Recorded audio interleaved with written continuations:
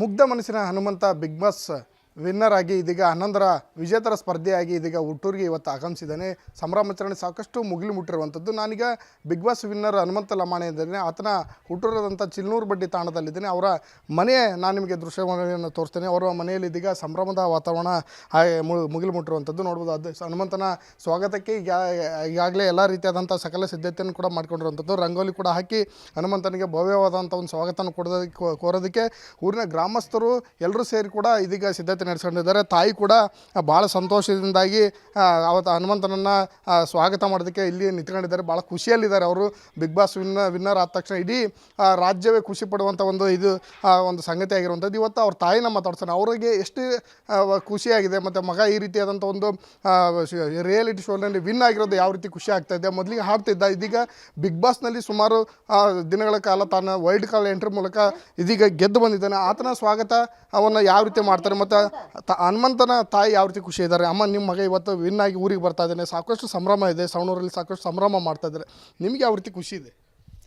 Hello, ಎಲ್ಲರಿಗೂ ನಮಸ್ಕಾರ. ಆದ್ರೆ ಇಡೀ ಕರ್ನಾಟಕದಾರ ನನ್ನ ಮಗಗೆ ಅಗದಿ ಎತ್ತು ಹಿಡ್ದಿದ್ಕೆ ಗೆದ್ದು ಬಂದಿದ್ದಕ್ಕೆ ನಮ್ಗೆ ಭಾಳ ಖುಷಿ. ನನ್ನ ಮಗನ ಗೆದ್ದಬೇಕಂತ ಏನು ಇದ್ದಿದ್ದಿಲ್ಲ. ಯಾರೋ ಗೆದ್ದರು ನಾವು ಒಂದೇ ಮನಸ್ಸಿನಿಂದ ಒಂದೇ ಖುಷಿಲಿಂದ ಇದ್ದು ನಾವು ಅಲ್ಲಿಂದ ಭಾಳ ಸಂತೋಷ ಕೊಟ್ಕೋತ ಬಂದೀವಿ. ಆದ್ರೆ ನನ್ನ ಮಗಂದ ಗೆದ್ದು ಬಂದಾನ ಅಂಥೇಳಿ ನಾವು ಭಾಳ ಖುಷಿ ಪಡ್ಯಾಕತ್ತೀವಪ್ಪ. ಯಾವಾಗಲಿಂದ ಅವ ಸಣ್ಣ ಇದ್ದ ಅಲ್ಲಿಂದ ಅವನ ಬುದ್ಧಿನ ಹಂಗೆ, ಅವನ ಮಾತನು ಹಾಗೆ, ಅವ್ನ ಸಿಟ್ಟು ಸಿಡಕಲ ಏನಿಲ್ಲ.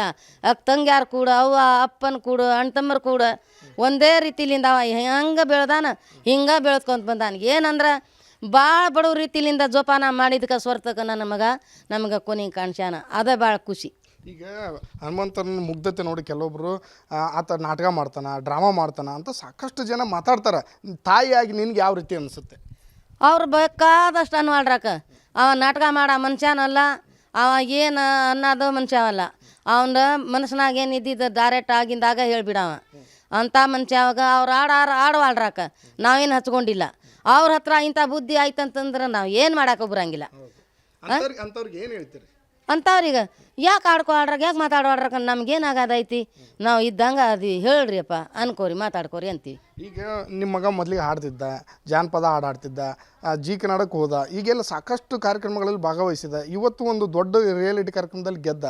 ಅದನ್ನು ನಿಮಗೆ ಯಾವ ರೀತಿ ಸಂತೋಷ ಕಾಣ್ತಾ ಇದೆ ಇವತ್ತು? ಅಲ್ಲಿ ನೀವು ಕೂಡ ಆ ಕಾರ್ಯಕ್ರಮಕ್ಕೆ ಹೋಗಿದ್ರಿ, ಅಲ್ಲಿ ನೋಡಿದ್ರೆ ಏನು ಅನ್ಸುತ್ತೆ ನಿಮಗೆಲ್ಲ?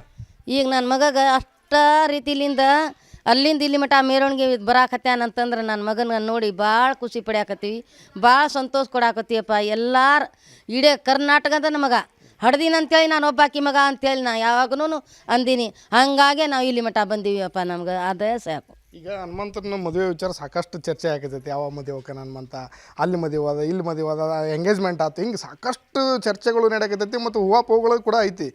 ಇದ್ರ ಬಗ್ಗೆ ನಿಮಗೆ ಏನು ಅನಿಸುತ್ತೆ? ನಿಮ್ಮ ಮಗ ಯಾರು ಲವ್ ಮ್ಯಾರೇಜ್ ಆಗ್ತಾನೆ ಅಥವಾ ನೀವು ಹೇಳಿದ ಹುಡುಗನ ಮದುವೆ ಆಗ್ತಾನೆ ಅಥವಾ ಹಿಂಗೇನಾದ್ರೂ ನಿಮ್ಮ ಮನಸ್ಸೊಳಗೆ ಐತಾ?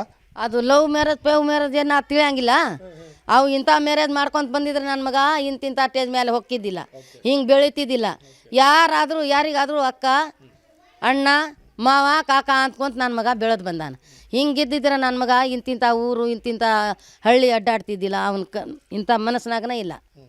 ಆದ್ರೆ ಅವ ಬಂದಿಂದ ಎಲ್ಲಿ ಮನಸ್ಸಿನಾಗ ಎಲ್ಲಿ ಆಯ್ತೋ ಏನೋ ನಮ್ಮ ಬಂಧು ಬೆಳೆದಾಗ ನೋಡ್ತೀವಿ, ನಮ್ಮ ಕಳು ಬೆಳೆದಾಗ ನೋಡ್ತೀವಿ, ತಾಗ ನೋಡಿ ಮದುವೆ ಮಾಡೋದು ಅವನೊಬ್ಬವನ ಉಳ್ದಾನ. ಈಗ 4 ಮಂದಿ ಹೆಣ್ಮಕ್ಳು, 2 ಮಂದಿ ಗಂಡು ಮಕ್ಕಳು, ಹಿರಿಮಗನ ಮಾಡೀನಿ.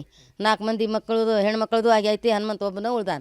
ಅವನದು ಅಗದಿ ಖುಷಿಲಿಂದ ಅವನದೊಂದು ಅಕ್ಕಿ ಕಾಳು ಹಾಕಿದ್ರೆ ನಮ್ದೆಲ್ಲ ಸಂತೋಷ ಅಭಿಪ್ರಾಯ ಆಗಿಬಿಡ್ತೈತಿ. ಹನುಮಂತ ಕೆಲವೊಬ್ರು ಹಂಗೆ ಹೇಳ್ತಾರದ, ಅತ್ತೆ ಮಗಳು ಕೇಳಕ್ಕೆ ಹೋದಾಗ ನಿನಗೇನು ಯಾಕೆ ಹೆಣ್ಣು ಕೊಡಬೇಕು ಅನ್ನೋ ಮಾತು ಹೇಳಿದ್ರು ಅಂತಾರೆ. ಅದು ನಿಜನಾ?